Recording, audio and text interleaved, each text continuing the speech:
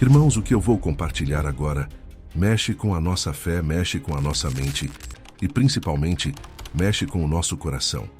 Porque existe um momento em que até os maiores historiadores, gente que não está tentando provar a Bíblia, gente que não está pregando em púlpito nenhum, são obrigados a parar, respirar fundo e dizer: olha, eu não consigo explicar isso. E quando a história chega nesse limite, algo muito profundo está acontecendo. Existe uma frase dita por um dos maiores estudiosos do cristianismo primitivo que resume tudo. Quando ele analisa o surgimento da fé cristã, especialmente como um movimento dentro do judaísmo do primeiro século, ele admite que não consegue explicar por que esse movimento tomou exatamente essa forma, com essa convicção, com essa coragem, com essa clareza, a não ser por um único motivo. Eles realmente acreditavam que Jesus havia ressuscitado corporalmente dos mortos. Não simbolicamente, não espiritualmente, não como metáfora, mas de verdade. Pensa comigo por um instante. O mundo do primeiro século não era romântico com a fé cristã. Não era aberto, não era tolerante, não era pluralista como hoje. O Império Romano aceitava muitos deuses, muitas crenças, desde que nenhuma delas dissesse que só havia um Senhor acima de todos, e muito menos que esse Senhor não era César. O judaísmo, por sua vez, aguardava um Messias político, um libertador nacional, não um carpinteiro crucificado numa cruz romana. A cruz era símbolo de vergonha, maldição, derrota total. A própria Escritura diz: maldito todo aquele que for pendurado no madeiro. Então aqui está a pergunta que os historiadores fazem, e que nós precisamos encarar com honestidade. Como um grupo de judeus piedosos, monoteístas, rigorosos, que sabiam muito bem que só Deus deve ser adorado, de repente começa a proclamar que um homem executado, da forma mais humilhante possível, é o Senhor do mundo, o Filho de Deus, digno de adoração, aquele diante de quem todo joelho se dobrará. Algo radical aconteceu. Não faz sentido sociológico, não faz sentido político, não faz sentido psicológico. Pessoas não inventam uma mentira que só lhes traz perseguição, prisão, perda de bens, expulsão da família e morte. Pessoas não sustentam uma fraude até o fim, especialmente quando tudo o que precisam fazer para salvar a própria vida é negar uma frase: Jesus ressuscitou. E mesmo assim eles não negaram. É por isso que esse historiador e muitos outros chegam a um ponto de honestidade intelectual raro hoje em dia. Eles dizem: eu não consigo explicar. A história sozinha falha. As teorias alternativas falham. A ideia de que os discípulos roubaram o corpo falha. A ideia de alucinação coletiva falha. A ideia de mito tardio falha. Tudo falha diante da convicção inabalável de homens e mulheres que afirmavam ter visto, tocado, comido com Jesus depois da crucificação. E aqui entra algo que torna tudo ainda mais forte para nós que estamos vivendo nos dias finais. Durante séculos, muita gente bateu numa tecla só: não existe prova material, não existe evidência arqueológica, não existe nada físico que confirme que os primeiros cristãos realmente criam nisso. E essa frase foi repetida como um mantra. Professores ensinaram, céticos repetiram. Debates foram construídos em cima dessa suposição. Mas a pergunta é: e se essa suposição estivesse errada? E se, no tempo determinado por Deus, a própria terra começasse a falar? A Bíblia diz que há coisas que ficaram ocultas desde a fundação do mundo, mas que seriam reveladas. Jesus disse que, se o povo se calasse, as próprias pedras clamariam. Isso não é só poesia. Isso é profético. Nós estamos vivendo um tempo em que o relógio profético está acelerado. Sinais do fim se multiplicam. Guerras, rumores de guerras. Israel novamente no centro das atenções. Jerusalém como pedra de tropeço para as nações. O Oriente Médio fervendo. O rio Eufrates secando, exatamente como o Apocalipse descreve. E nesse cenário, Deus começa a permitir que evidências enterradas por séculos venham à tona. Não para convencer quem não quer crer, mas para fortalecer os que ainda têm dúvidas, para despertar os que estão dormindo. Quando a história admite seus limites, Deus entra com a revelação. Quando os argumentos humanos se esgotam, o testemunho permanece. O cristianismo não nasceu de uma ideia bonita, não nasceu de uma filosofia moral elevada, não nasceu de um símbolo inspirador, nasceu de um túmulo vazio e de um Cristo vivo. E é isso que torna tudo tão urgente para nós hoje. Porque se Jesus realmente ressuscitou, então tudo muda. Se ele venceu a morte, então ele é quem disse ser. Se ele é Senhor do mundo, então nossa vida precisa estar alinhada com essa verdade. Não dá para tratar isso como tradição cultural, como religião herdada, como algo superficial. Isso exige arrependimento, entrega, santidade, decisão. Fica comigo até o fim desse vídeo, porque o que vamos ver nos próximos momentos não é apenas teoria, não é apenas argumento. É algo concreto, descoberto recentemente, que estava selado debaixo da terra há quase 2000 anos, esperando exatamente esta geração para falar. Um objeto pequeno, frágil, quase invisível, mas com uma mensagem tão poderosa que abalou o mundo acadêmico e confirma aquilo que a palavra de Deus sempre declarou. Se prepara, porque quando a terra fala, ela não fala em vão. E o que ela revelou aponta diretamente para Jesus Cristo, para a sua divindade, para a sua vitória sobre a morte e para o fato inegável de que ele está voltando. Agora, irmãos, deixa eu te levar um pouco mais fundo nessa história, porque durante muito tempo foi construída uma narrativa que parecia sólida, acadêmica, respeitável, mas que, na verdade, se sustentava mais na repetição do que em fatos. A frase era sempre a mesma: não existe evidência arqueológica real para Jesus. Talvez você já tenha ouvido isso em documentários, em salas de aula, em debates na internet. E de tanto repetir, muita gente passou a acreditar que isso era uma verdade incontestável. Só que quando a gente começa a olhar com mais atenção, percebe que essa afirmação sempre foi no mínimo desonesta. Não porque a arqueologia prove tudo sozinha, mas porque ela nunca negou Jesus. O que acontecia era outra coisa. Não se encontrava aquilo que alguns céticos queriam encontrar.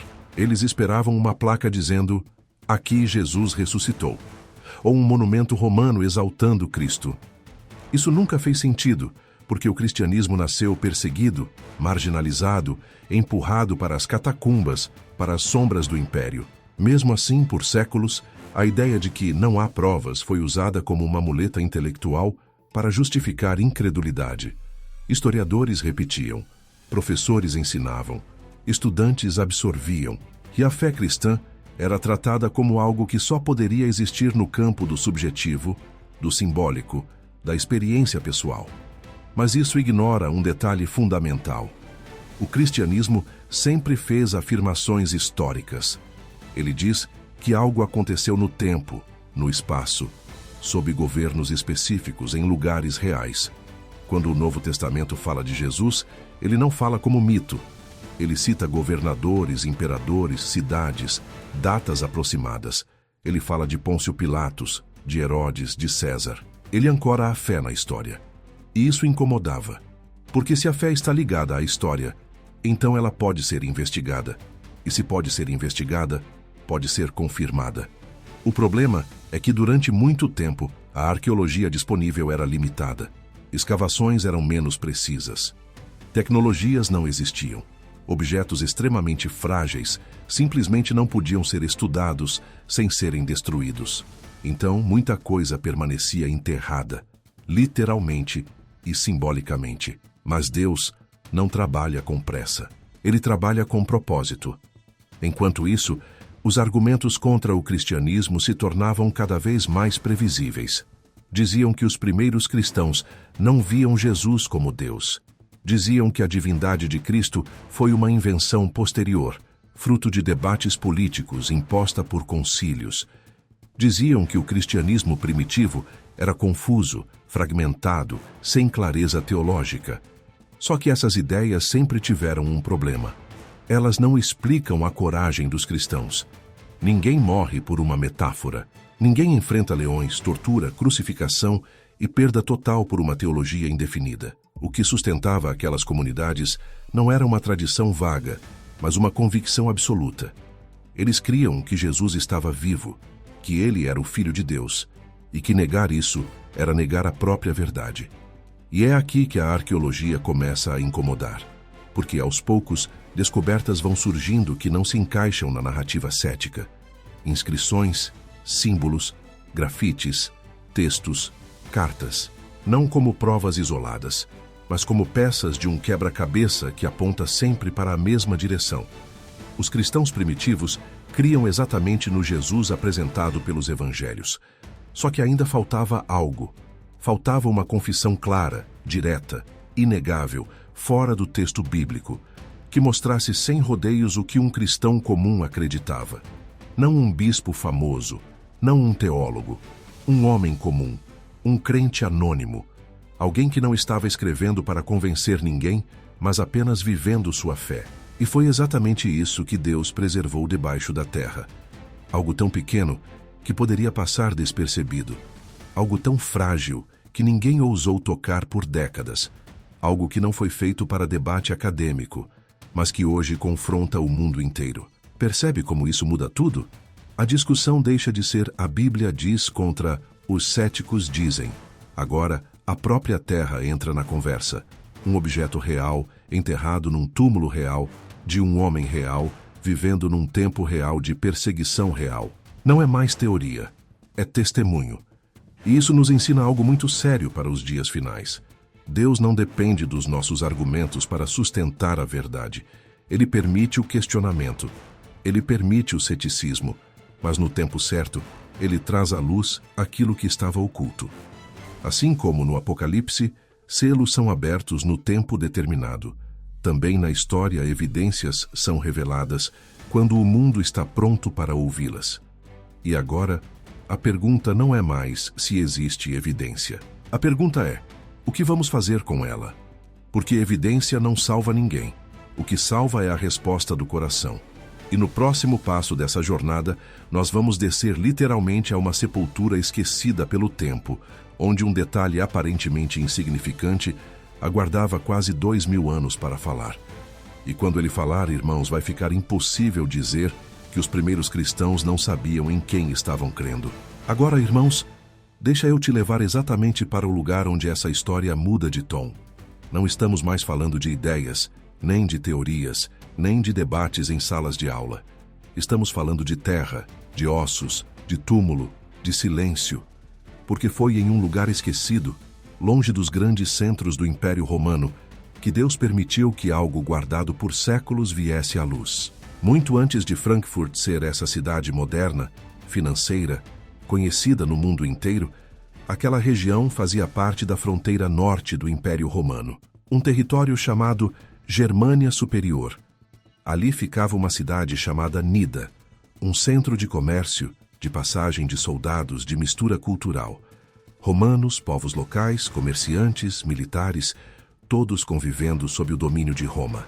Era um lugar comum, nada especial. E é justamente aí que Deus costuma agir. Nos arredores dessa antiga cidade havia um cemitério romano, usado principalmente nos séculos XI e XIII. Um local chamado hoje de Colina de Manassé. Para os arqueólogos, aquilo parecia apenas mais um campo funerário, como tantos outros já escavados. Sepulturas alinhadas, restos humanos, objetos pessoais, nada que chamasse atenção à primeira vista. Até que uma tumba específica começou a contar uma história diferente. Dentro dela estava o esqueleto de um homem entre 35 e 45 anos. Nenhum sinal de riqueza, nenhum símbolo de status elevado, nenhuma inscrição gloriosa. Apenas um homem comum, um cidadão romano ou alguém que vivia sob o domínio de Roma. Alguém que trabalhou, caminhou, sofreu, teve medo, esperança, fé. E foi exatamente sob o queixo dele que os arqueólogos encontraram algo inesperado. Um pequeno objeto de prata, medindo cerca de 3,5 centímetros. Uma cápsula minúscula, cuidadosamente trabalhada, selada, posicionada de forma intencional. Não era um adorno aleatório. Não tinha função decorativa. Aquilo foi colocado ali por um motivo. Só que ninguém imaginava qual. Essa cápsula ficou selada por aproximadamente 1800 anos. Sobreviveu a invasões, a mudanças de império, a guerras, a reformas religiosas, a revoluções, a bombas, ao tempo. Ela ficou ali, em silêncio, enquanto gerações discutiam se os primeiros cristãos realmente criam no que a Bíblia diz, enquanto céticos afirmavam que não existia evidência, enquanto teólogos debatiam quando a divindade de Jesus teria surgido. Quando os arqueólogos perceberam que havia algo dentro, veio o dilema. Abrir significava destruir. O material era fino demais, frágil demais. Qualquer tentativa manual de desenrolar aquilo resultaria em pó. Então, durante anos, o objeto permaneceu guardado, catalogado, mas mudo. Um segredo preso no tempo. E aqui entra algo que parece pequeno, mas é gigantesco. Em 2024, a tecnologia alcançou o nível necessário para ouvir essa voz antiga sem destruí-la.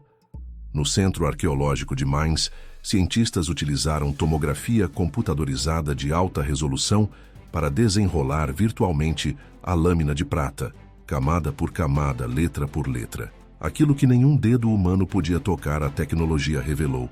Pensa nisso. Deus permitiu que um objeto fosse preservado por séculos, sabendo que só numa geração futura existiria a ferramenta certa para revelar sua mensagem. Isso não é acaso. Isso é providência. Isso é relógio profético funcionando no tempo exato. O processo foi lento, demorado. Cada linha exigia paciência. Letras deformadas, inscrições quase apagadas, palavras interrompidas. Especialistas em latim, historiadores, teólogos trabalhando juntos. Não havia pressa. Havia reverência, porque todos sabiam que estavam diante de algo que poderia mudar livros de história. E quando as primeiras palavras começaram a aparecer, o clima mudou. Não era uma seita obscura, não era um encantamento pagão, não era superstição sincrética, como muitos esperavam encontrar em objetos antigos. Era algo completamente diferente, algo que não se encaixava nas categorias tradicionais da arqueologia romana daquela região.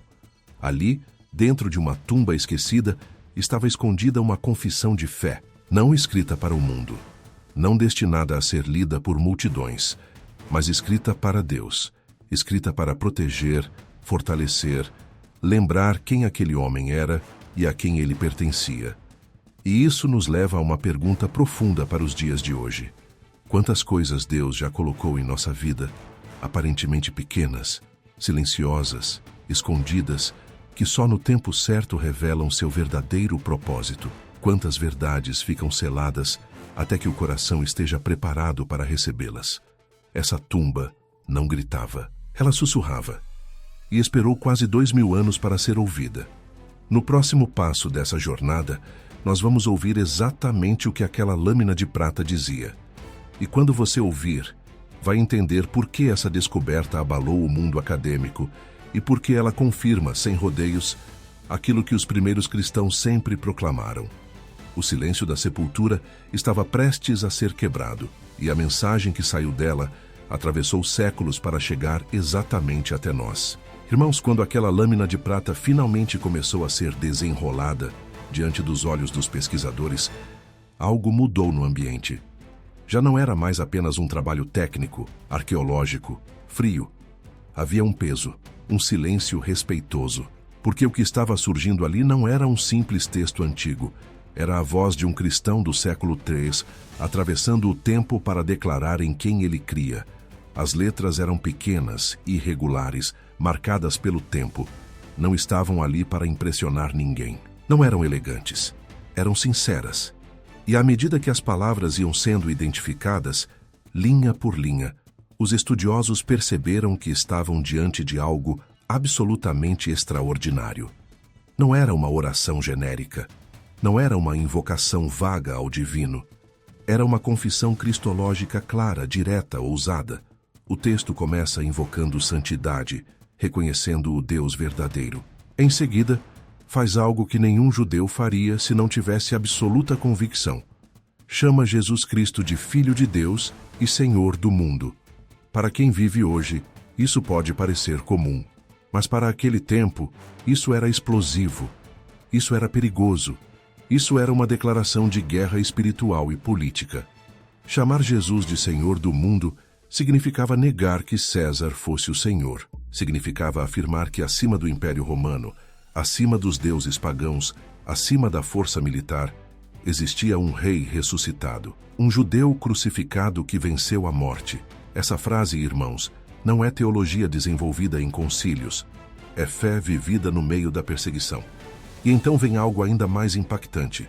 O texto ecoa diretamente uma das passagens mais antigas da fé cristã, registrada na carta aos Filipenses, quando o apóstolo Paulo diz que ao nome de Jesus todo joelho se dobrará, nos céus, na terra e debaixo da terra, e toda língua confessará que Jesus Cristo é Senhor. Aquela confissão que muitos críticos dizem ter sido criada tardiamente, aparece ali gravada em prata, enterrada com um homem comum, quase 2 séculos depois da cruz. Isso desmonta, irmãos, uma das maiores narrativas do ceticismo moderno. A ideia de que os primeiros cristãos não criam na divindade de Jesus. A ideia de que isso foi uma construção lenta, política, imposta mais tarde. Ali não havia bispo, não havia imperador cristão, não havia concílio. Havia perseguição, havia medo, havia risco de morte. E mesmo assim, aquele homem carregava junto ao corpo uma confissão que dizia exatamente quem Jesus era. E isso tem um peso espiritual profundo, porque ninguém escreve algo assim para se proteger socialmente. Ninguém carrega isso como amuleto cultural. Aquilo não era superstição, era identidade. Era a lembrança diária de quem ele servia. Era uma forma silenciosa de dizer: se eu viver, vivo para o Senhor. Se eu morrer, morro no Senhor. Perceba também o detalhe. O texto pede proteção, sim, mas não de forma mágica. Ele fala de se render à vontade do Senhor. Isso é cristianismo puro. Não é barganha, não é troca, é entrega, é submissão, é fé madura. Isso mostra que aquele homem não tinha uma fé infantil ou confusa. Ele sabia exatamente em quem tinha crido. E aqui entra algo que toca diretamente os nossos dias. Vivemos uma geração que muitas vezes tenta suavizar Jesus, torná-lo aceitável, adaptável, neutro. Um Jesus que não confronta, que não exige, que não reina. Mas o Jesus daquele texto não é esse. Ele é Senhor. Ele é Filho de Deus. Ele é aquele diante de quem toda a criação se curva, inclusive o mundo subterrâneo, inclusive a morte. Isso nos leva a uma reflexão séria. Se um cristão do século III, sem Bíblia impressa, sem liberdade religiosa, sem proteção do Estado, conseguia ter tamanha clareza e coragem, o que está acontecendo conosco hoje que temos acesso a tudo isso? Será que nossa fé tem sido uma confissão viva ou apenas um rótulo? Essa lâmina de prata não foi feita para nós, mas fala conosco. Ela atravessa os séculos para nos lembrar que o cristianismo sempre foi claro sobre quem Jesus é. Desde o início. Não houve confusão. Não houve evolução teológica nesse ponto. Houve perseguição, houve sangue, houve lágrimas, mas houve convicção. E no próximo passo dessa jornada, nós vamos olhar para o contexto em que esse homem viveu. Um tempo em que confessar exatamente essas palavras podia custar tudo. E entender por que essa descoberta não é apenas histórica, mas profética para os dias finais que estamos vivendo agora. Agora, irmãos, para entender a profundidade dessa descoberta, nós precisamos sentir o peso do tempo em que esse homem viveu. Porque uma confissão dessas não nasce no conforto. Ela nasce na pressão. Ela nasce quando a fé é provada pelo fogo. E o século III foi exatamente isso para os cristãos. Um período em que seguir Jesus não era moda, não era herança cultural, não era vantagem social. Era sentença de sofrimento. Durante o governo do imperador Décio, o Império Romano lançou uma das perseguições mais severas contra os cristãos. Pela primeira vez, não se tratava apenas de perseguições locais ou esporádicas. Era algo sistemático. Todos os cidadãos eram obrigados a oferecer sacrifícios aos deuses romanos e ao imperador. Depois disso, recebiam um certificado. Quem se recusasse era considerado inimigo do Estado. Para um cristão, isso criava um conflito impossível de contornar. Sacrificar aos deuses era negar a fé. Era dizer que César era Senhor. Era renunciar a Jesus. Muitos foram presos, outros torturados. Alguns perderam bens, família, posição social. E muitos foram mortos. Não por crimes, não por violência, mas por se recusarem a dizer uma única frase: César é Senhor.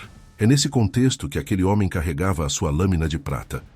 Ele andava pelas ruas, sabendo que, se fosse descoberto, aquele pequeno objeto poderia ser a prova de sua condenação. Ele sabia que aquelas palavras gravadas ali não eram neutras. Elas o identificavam como cristão, como alguém que confessava Jesus como Filho de Deus e Senhor do mundo. Isso muda completamente a leitura do artefato. Ele não é apenas uma evidência teológica.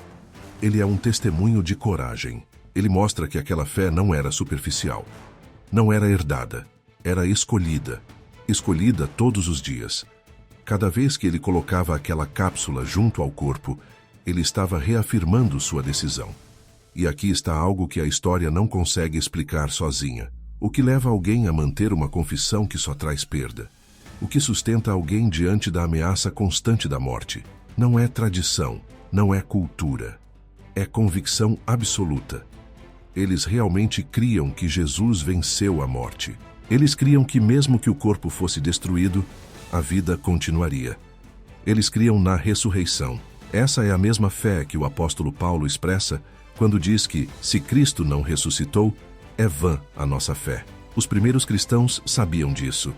Eles não estavam defendendo um símbolo bonito.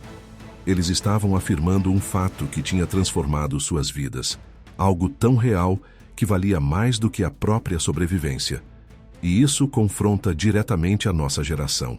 Porque hoje, muitas vezes, a fé é tratada como algo negociável, algo adaptável, algo que pode ser ajustado para não causar desconforto. Mas o cristianismo nunca foi confortável. Desde o início, ele foi um chamado para tomar a cruz, negar a si mesmo e seguir a Jesus.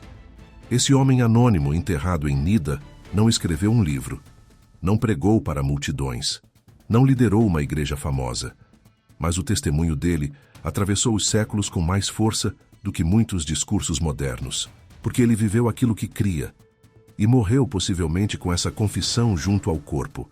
E há algo profético aqui, irmãos. À medida que o mundo caminha para os dias finais, a pressão sobre os cristãos tende a aumentar novamente. Já vemos sinais disso.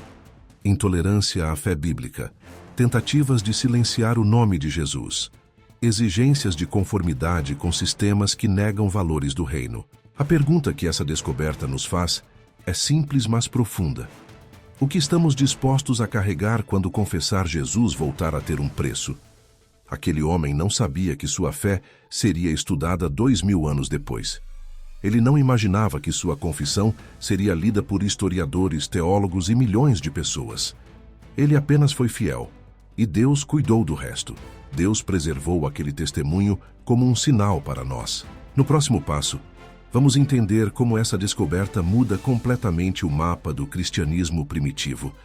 Desmonta cronologias aceitas e aponta para algo maior que está se desenhando diante dos nossos olhos. Porque, quando Deus começa a revelar coisas assim, Ele nunca faz isso sem um propósito para o tempo presente. Irmãos, agora nós precisamos dar um passo ainda mais amplo, porque essa descoberta não mexe apenas com a fé pessoal daquele homem enterrado em Nida. Ela sacode mapas, cronologias, teorias inteiras que foram ensinadas por décadas. Ela obriga historiadores a voltarem para a mesa e dizerem: nós precisamos repensar tudo. E isso não acontece com frequência no mundo acadêmico. Até pouco tempo atrás, a ideia dominante era que o cristianismo demorou muito para se espalhar para além das regiões centrais do Império Romano. Muitos diziam que ao norte dos Alpes, em regiões como a Germânia, a fé cristã só teria chegado de forma clara e organizada no século IV, depois que o cristianismo passou a ser tolerado e, mais tarde, favorecido pelo Estado. Mas aquela pequena lâmina de prata rasga esse consenso ao meio. Ela prova que já existiam cristãos naquela região pelo menos 50 anos antes do que se imaginava.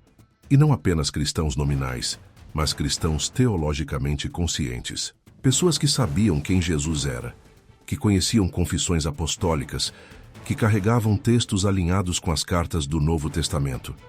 Isso muda tudo, porque agora a pergunta não é mais se o cristianismo chegou cedo ali, mas como ele chegou. Foram soldados romanos convertidos, comerciantes que viajavam entre cidades, famílias inteiras que levavam a fé consigo, missionários anônimos que nunca tiveram seus nomes registrados. A Bíblia não nos dá todos esses detalhes, mas a arqueologia começa a sugerir que a fé se espalhou de forma orgânica, viva, relacional. Isso também desmonta a ideia de que o cristianismo primitivo era confuso ou fragmentado. O texto daquela lâmina mostra a unidade doutrinária, mostra continuidade com aquilo que os apóstolos ensinaram. Mostra que, mesmo longe de Jerusalém, mesmo longe de Israel, mesmo longe dos grandes centros, a mensagem era a mesma. Jesus Cristo é o Filho de Deus, o Senhor do mundo, aquele diante de quem todo joelho se dobrará. E aqui existe uma conexão profética que não pode ser ignorada. A Bíblia nos mostra que, antes do fim, o Evangelho seria pregado a todas as nações. Não apenas como informação, mas como testemunho. O que vemos no cristianismo primitivo é um ensaio disso. Uma fé que atravessa fronteiras, idiomas, culturas e sistemas políticos sem depender de poder institucional. Isso também nos ajuda a entender por que o Império Romano temia tanto os cristãos. Eles não estavam apenas fundando uma religião. Eles estavam anunciando um reino. Um reino que não dependia de exércitos, mas de convicção.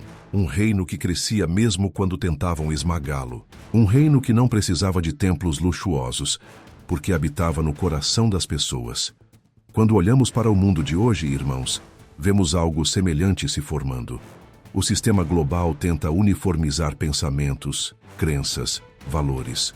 A pressão para que a fé cristã se torne privada, silenciosa e irrelevante. Mas assim como no século III, Deus continua levantando testemunhos simples, anônimos, fiéis, que carregam a verdade, mesmo quando não é conveniente. Essa descoberta também nos lembra que Deus não se esquece de nenhum testemunho. Nada do que é feito em fidelidade se perde. Aquela lâmina ficou escondida por séculos, mas no tempo certo, ela veio à luz para cumprir um propósito maior. Assim também é com a nossa fidelidade hoje. Talvez ninguém esteja vendo, talvez ninguém esteja reconhecendo, mas Deus está registrando tudo. E há ainda algo mais profundo aqui.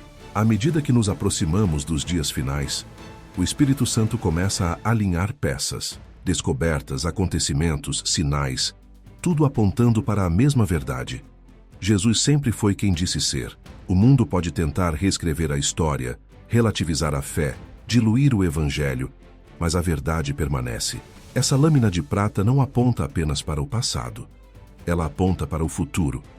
Ela nos lembra que a fé verdadeira sempre será confrontada, sempre será testada, mas sempre prevalecerá. E agora, no último passo dessa jornada, nós precisamos ouvir o que Deus está falando diretamente conosco através disso tudo, porque toda revelação carrega uma responsabilidade. No próximo momento, não vamos falar apenas de arqueologia nem de história. Vamos falar de decisão, de arrependimento, de preparação. Porque se Jesus é realmente o Senhor do mundo, então ele não pode ocupar apenas um espaço simbólico na nossa vida. Ele precisa ocupar o trono. Irmãos, chegamos ao ponto mais importante de tudo isso. Porque depois de atravessar a história, a arqueologia, a perseguição, as evidências e as confissões antigas, Deus sempre nos traz para o mesmo lugar, o coração. Essa descoberta não foi revelada apenas para preencher livros acadêmicos ou ganhar manchetes. Ela nos confronta, ela nos chama à decisão. Ela nos obriga a perguntar: o que nós estamos fazendo com a verdade que recebemos? Aquele homem enterrado em Nida não tinha como imaginar que sua fé seria examinada quase 2000 anos depois. Ele não viveu para ser lembrado. Ele viveu para ser fiel. E é exatamente isso que o Espírito Santo está cobrando da nossa geração. Fidelidade. Não aparência. Não discurso bonito. Fidelidade quando ninguém está vendo. Quando confessar Jesus pode custar algo. Quando o mundo pressiona para que a fé seja diluída. Nós estamos vivendo dias finais. O relógio profético não está parado. Jesus falou claramente sobre sinais do fim, e eles estão diante dos nossos olhos. Guerras e rumores de guerras, nações em conflito, o Oriente Médio em ebulição, Israel e Jerusalém novamente no centro das atenções do mundo, exatamente como a profecia anunciou. O rio Eufrates secando, alianças se formando, o cenário se preparando. Tudo isso não é coincidência. Tudo isso foi profetizado. E nesse contexto, Deus permite que a terra fale. Permite que evidências enterradas venham à tona para lembrar algo simples e poderoso. Jesus sempre foi o Filho de Deus. Sempre foi Senhor do mundo. Nunca houve dúvida no coração dos que realmente o seguiram. A dúvida sempre existiu do lado de fora. Mas agora, a pergunta não é mais sobre eles, é sobre nós. Se um cristão do século III estava disposto a carregar uma confissão de fé gravada em prata, arriscando a própria vida, o que nós estamos dispostos a carregar hoje? Será que nossa fé resistiria se o conforto fosse retirado? Se a aceitação social desaparecesse? Se confessar Jesus voltasse a ter um preço real? Esse é um chamado ao arrependimento, não apenas de pecados visíveis, mas de uma fé acomodada, morna, superficial. Jesus foi claro ao dizer que prefere que sejamos quentes ou frios. A mornidão é o maior perigo espiritual dos dias finais. E o Espírito Santo está chamando a igreja para despertar. Talvez você esteja ouvindo isso e sinta que sua fé esfriou, que a oração ficou mecânica, que a leitura da palavra ficou distante. Hoje é dia de voltar. Hoje é dia de se render novamente à vontade do Senhor, assim como aquele homem fez. Comece de forma simples. Separe um tempo diário para a oração sincera. Abra os evangelhos. Leia sobre a vida, a morte e a ressurreição de Jesus. Permita que o Espírito Santo reacenda a convicção no seu coração. E se você ainda não entregou sua vida a Jesus, entenda algo. Isso não é apenas uma religião entre muitas. É a verdade que venceu a morte. É o Senhor do mundo que oferece salvação, perdão e vida eterna. Não adie essa decisão. Os sinais do fim estão claros. Jesus está voltando. Agora eu quero orar com você. Senhor Deus, nós te agradecemos porque o Senhor é fiel em todas as gerações. Obrigado porque a verdade não se perde com o tempo. Obrigado porque, mesmo quando o mundo tenta silenciar o nome de Jesus, o Senhor faz a terra falar. Nós reconhecemos que Jesus Cristo é o Filho de Deus, o Senhor do mundo, aquele diante de quem todo joelho se dobrará.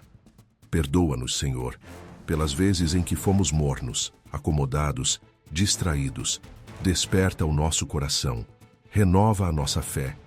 Dá-nos coragem para confessar o Teu nome em todo o tempo. Prepara-nos para a volta de Jesus.